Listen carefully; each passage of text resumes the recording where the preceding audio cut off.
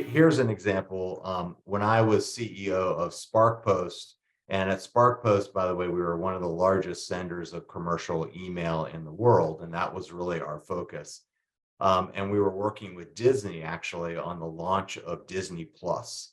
So this was just a few years ago, and this launch of Disney Plus was very important. It had a lot of visibility. It was in the press. Everyone was asking the question, how can Disney compete with Netflix, for example? And so the importance that Disney would get this launch correct was absolutely critical, right?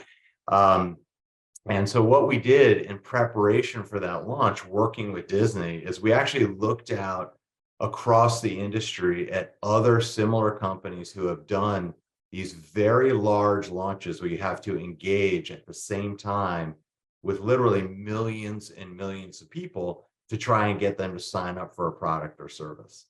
And there's some specific challenges with kind of doing this all at one time as opposed to over a period of time.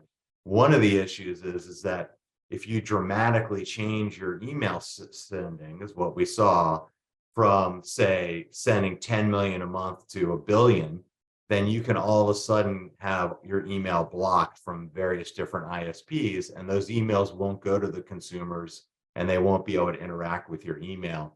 So we use data from across the industry, analyze it to figure out how quickly we could ramp up Disney's email sending so that they could reach the maximum amount of consumers just to that point below that they would actually start to get blocked by different ISPs.